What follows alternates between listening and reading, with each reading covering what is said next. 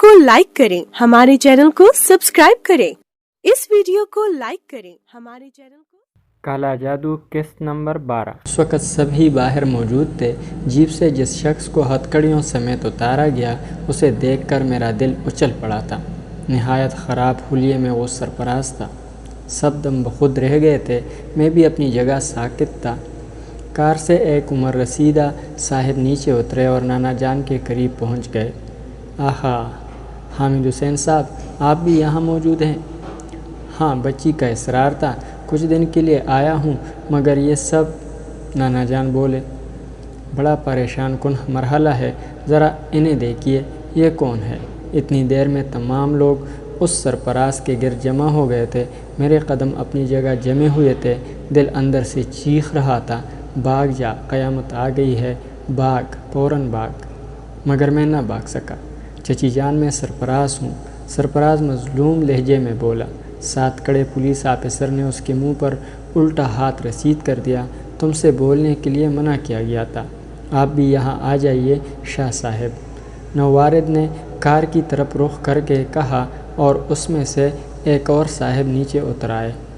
सादा लिबास में थे मगर हुलिये से पुलिस ऑफिसर मालूम हो रहे थे। नौवारिद ने कहा, ये महकमे पुलिस के बहुत बड़े ऑफिसर हैं। मेरे पुराने साथी महकमे पुलिस ने इस शख्स को गिरफ़्तार किया है और पुलिस का ख़याल है कि ये एक ख़तरनाक कातिल है जिसे सज़ाए मौत हो गई थी, लेकिन ये तख्तदार से फ़रार हो गया। पुलिस के पास इसका मुकम्मल रिकॉर्ड मौजूद है।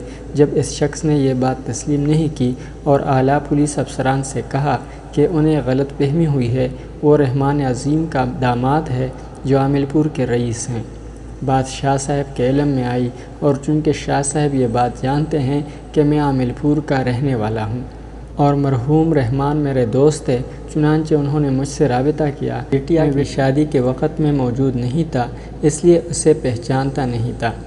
मरहूम रहमान का हवाला ऐसा नहीं था कि मैं इस बात को नज़रअंदाज कर देता।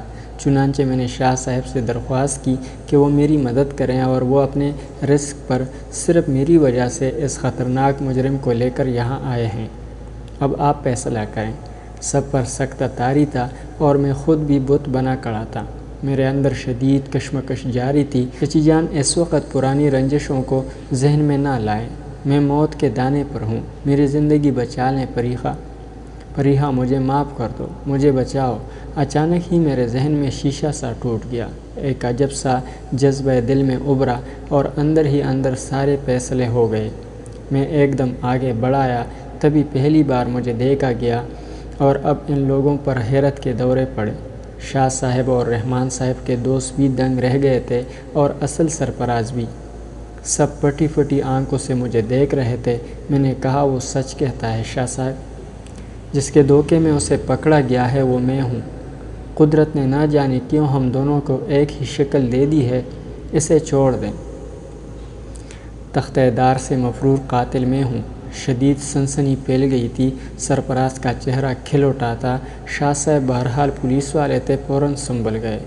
उन्होंने साथ आए हुए पुलिस वालों को इशारा किया और वो मेरे गिर्द आ खड़े हुए। शाह साहब ने कहा, तुम पूरे होश व हवास के साथ ये एतराफ़ कर रहे हो?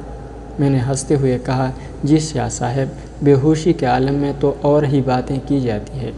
इस बेचारे को छोड़ दीजिए, ये खुशनसीब है, अपने साथ बहुत से हमदर्द रखता है। मेरा क्या है, मुझे तो मौत ने घेरा ही हुआ है और मैं इससे कहीं भी फ़रार हासिल नहीं कर सकता।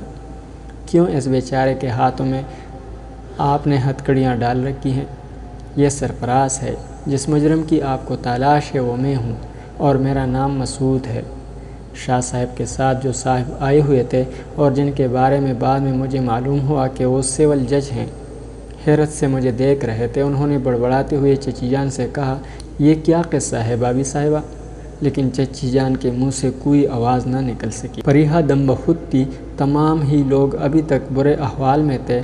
शाह साहब ने कहा, अजीब बात है, अजीब बात है, दोनों एक ही शक्ल के मालिक हैं और ये कहता है कि असल मुजरिम यही है और दर हकीकत हमें मसूद की तलाश थी। अगर आप लोग मुनासिब समझें तो थोड़ी देर के लिए अंदर चलें, ज़रा तफसीली गुफ्तगू हो जाए। आए मसूद साहब। شاہ صاحب نے خاص مہذب لہجے میں کہا اور میں نے شانے ہلا دیے۔ پولیس والے مجھے گھیرے میں لیے ہوئے تھے، لیکن میں تو خود ہی گھیرے میں آ گیا تھا۔ انہیں خود بھی اس کا احساس تھا۔ اگر میں چاہتا تو اس وقت بآسانی اپنے ہم شکل کو پھنسا سکتا تھا، کیونکہ اس وقت میں ایک مہذب گھرانے کی پناہ میں تھا۔ لیکن بس ضمیر کے کھیل ایسے ہی ہوتے ہیں۔ میری کچلی ہوئی شخصیت کسی اور گھرانے کو برباد نہیں کرنا چاہتی تھی۔ میری آرزو تھی کہ سب آباد رہیں۔ میں برباد ہو گیا ہوں تو اپنی بربادی کے اثرات دوسروں پر نہ پڑنے دوں۔ ہم سب اندر آ گئے۔ شاہ صاحب نے ایک جگہ بیٹھنے کے بعد مجھ سے پوچھا، مگر مسعود صاحب، اگر آپ در حقیقت وہی ہیں، میرا مطلب ہے تختدار سے فرار ہونے والے قاتل ہیں، تو آپ نے اس گھر میں پناہ کیسے لی؟ آپ کو سرفراز کے بارے میں علم کیسے ہو گیا؟ میں نے بیگم صاحبہ اور پریحہ کی طرف دیکھا۔ عامر اور شاکر بھی تھے اور نانا جان بھی۔ پھر میں نے آہستہ سے کہا، بس اسے لالچ سمجھ لیجئے۔ میں اس گھر میں پناہ لینے اور اس گھر کی دولت بٹورنے آیا تھا، لیکن حق حق ہی ہوتا ہے۔ سرفراز یہ ہیں اور میرا نام مسعود ہے۔ شاہ صاحب نے کچھ پوائنٹ نوٹ کیے۔ سرفراز کے ہاتھوں کی ہتھ کڑیاں کھول لی گئی اور یہ ہتھ کڑیاں میرے ہاتھوں میں منتقل کر دی گئی۔ سبھی میرے سلسلے میں متاثر نظر آ رہے تھے۔ شاہ صاحب نے فوراً پوچھ لیا، مگر مسعود صاحب، آپ کو تو ایک بہترین پناہ گاہ حاصل ہوئی تھی۔ اگر آپ یہ تسلیم کر لیتے کہ آپ مسعود نہیں ہیں اور یہ شخص بہروپیہ، تو میرا خیال ہے فیصلہ کرنے میں بڑی مشکلات کا سامنا کرنا پڑتا۔ آپ نے رضاکارانہ طور پر اپنے آپ کو کیوں گرفتاری کے لیے پیش کر دیا؟ چھوڑیے شاہ صاحب، یہ کہانیاں مختلف ہیں۔ اب آپ صرف وہ قانونی فرائض انجام دیجیے جو آپ کو انجام دینے ہیں۔ جی ہاں، بے شک۔ بہرحال آپ نے ایک اچھا تاثر چھوڑا ہے ہم پر، اس لیے بدترین مجرم ہونے کے باوجود ہم آپ کے ساتھ اچھا سلوک کرنے پر مجبور ہیں۔ براہ کرم کوئی ایسی کوشش نہ کیجیے جس سے ہمارے ہاتھ آپ کو نقصان پہنچ جائے۔ ٹھیک ہے، اب ہمیں اجازت دیجیے۔ آپ اگر چلنا پسند فرمائیں تو چلیں، ورنہ آپ یہاں رکیے، ہم انہیں لے کر چلتے ہیں۔ شاہ صاحب نے جج صاحب سے کہا اور جج صاحب بولے، ہاں مجھے تو ابھی کچھ وقت رکنا ہوگا، آپ بھی؟ شاہ صاحب، اگر نہیں جناب، کسی خاطر مدارت کی گنجائش نہیں ہے، میں اپنی ڈیوٹی پر ہوں۔ شاہ صاحب مجھے وہاں سے لے چلنے کے لیے تیار ہو گئے۔ میں نے بیگم صاحبہ سے کہا، چچی جان، آپ کو بخوبی یہ اندازہ ہے کہ میں نے یہ وقت یہاں کیسے گزارا ہے۔ پریحہ صاحبہ اس وقت کی گواہی دے گی کہ میں نے یہاں جو نمک کھایا ہے وہ حرام نہیں کیا اور ہر چیز کا احترام کیا ہے۔ سرفراز صاحب، آپ کو نئی زندگی مبارک ہو۔ چند الفاظ میں آپ سے یہ بھی کہنا چاہتا ہوں، بے شک میں آپ کا ہم شکل ہوں اور چند روز میں نے بھی یہاں گزارے ہیں، لیکن پریحہ صاحبہ کو میں نے ان کی غلط فہمی کے باوجود اپنے دل میں ایک سگی بہن کا درجہ دیا ہے اور خدا کا شکر ہے اس تصور کو نبھایا ہے۔ میری ایک چھوٹی بہن ہے اور آپ سے دعاؤں کا طالب ہوں کہ خدا اسے ابرومند رکھے۔ چچی جان، میرا پرانا لباس مل سکتا ہے؟ چچی جان بری طرح رو پڑی تھی۔ یہاں موجود ہر شخص جانتا تھا کہ میں نے یہاں کیسے وقت گزارا تھا۔ وہ جانتے تھے کہ میں نے ایک لمحہ ان کی اس غلط فہمی سے پیدا نہیں اٹھایا۔ شاہ صاحب نے رسمی کارروائیاں کی اور مجھے لے کر چل پڑے۔ میں بہت بڑا مجرم تھا۔ جو کچھ میں نے کیا تھا معمولی بات نہیں تھی۔ کلبلی مچ گئی تھی۔ بہت سے لوگوں کو تو صورتحال بھی معلوم نہیں تھی۔ مجھے لاک اپ میں ہی رکھا گیا، مگر میرے لیے سخت پہرا لگایا گیا تھا۔ البتہ شاہ صاحب مجھ سے بہت متاثر تھے۔ میرا کیس بے حد انوکھا تھا۔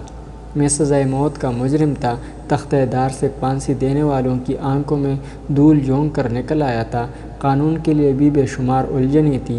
مجھے پوری پھانسی نہیں دی جا سکتی تھی کیونکہ اس سزا کا وقت ختم ہو گیا تھا۔ ہاں، مجھ پر از سر نو مقدمہ ضرور چلایا جا سکتا تھا۔ یہ تحقیق کرنی تھی کہ میرے فرار کے عوامل کیا تھے، اس سازش میں کون شریک تھا، سازش کیسے ہوئی، وغیرہ وغیرہ، اور اس کے لیے تیاریاں ہونے لگی۔ پولیس ہیڈ کوارٹر کے لاک اپ میں مجھے بالکل الگ تھلگ رکھا گیا تھا۔ ایک SIO اور 2 کانسٹیبلوں کی مجھ پر مسلسل ڈیوٹی لگائی گئی تھی اور قید انہیں ہدایات کی گئی تھی کہ میرا ہر طرح خیال رکھیں، مجھے ہر سہولت دی جائے، اور وہ لوگ عمل کر رہے تھے۔ عمدہ کانہ ضرورت کی ہر چیز۔ شاہ صاحب خود مجھ سے ملے۔ کہا، مسعود کیا حال ہے؟ انہوں نے کہا، ٹھیک ہوں شاہ صاحب، جیل کی نسبت یہاں تمہیں آرام ہوگا، لیکن یہ عارضی ہے، اس کے بعد جیل جانا ہوگا۔ کیا فرق پڑتا ہے شاہ صاحب، میرے لیے کوئی خدمت بتاؤ، کوئی ضرورت، کوئی بات۔ آپ کا بے حد شکریہ، ایک خیال دل میں ہے، پتہ نہیں آپ میری یہ مشکل حل کر پائیں گے یا نہیں۔ کہو کیا بات ہے؟ جب مجھے پھانسی دی گئی تھی شاہ صاحب تو میرے اہل خاندان میری لاش لینے آئے تھے۔ ظاہر ہے انہیں وہ لاش نہیں ملی ہوگی۔ میں یہ جاننا چاہتا ہوں کہ ان سے کیا کہا گیا۔ اس کے علاوہ میری خواہش ہے کہ اب انہیں میرے بارے میں کوئی اطلاع نہ دی جائے، انہیں دوبارہ اس کیس میں گھسیٹنے کی کوشش نہ کی جائے۔ اگر آپ یہ کام کر دیں تو میں آپ کا بڑا احسان مانوں گا۔ شاہ صاحب سوچ میں پڑ گئے، پھر بولے، بہت مشکل کام ہے، میں 1-2 دن میں تمہیں اس بارے میں بتاؤں گا، ویسے اطمینان رکھو، اس بارے میں پوری رپورٹ تمہیں دے دوں گا۔ بے حد شکریہ شاہ صاحب۔ وہ چلے گئے اور میں ٹھنڈی سانس لے کر لاک اپ کے ایک گوشے میں جا بیٹھا۔ کیا سوچتا، کیا کرتا، سب کچھ بیکار تھا۔ ہاں، ایک خوشی ضرور تھی کہ کم از کم اس خاندان کو میں نے کسی المیہ سے دوچار نہیں کیا۔ اس احساس سے دل کو سکون ملتا تھا۔ اس رات مجھے کھانا پیش کیا گیا، عمدہ قسم کی بریانی تھی، بھوک لگ رہی تھی، میں نے ہاتھ دھو کر کھانے کا آغاز کیا۔ بریانی کی پلیٹ میں چاولوں کے ساتھ مرغ کا گوشت نظر آ رہا تھا۔ میں نے ایک بڑا ٹکڑا باہر نکالا، عجیب سی ساخت تھی اس کی، لیکن جو ہی وہ چاولوں سے برآمد ہوا، اچانک میں نے اسے کلبلاتے ہوئے دیکھا، پھر وہ میری انگلیوں کی گرفت سے نکل کر میری کلائی پر چڑھ گیا۔ تب میں نے اسے دہشت بھری نظروں سے دیکھا۔ وہ گوشت کا ٹکڑا نہیں تھا، بلکہ ربر جیسا انسانی مجسمہ تھا، چلتا پھرتا متحرک مجسمہ۔ اس نے میری کلائی پر دوڑ لگائی اور کندھے پر آ گیا۔ ناظرین، اگلی قسط تک اللہ حافظ۔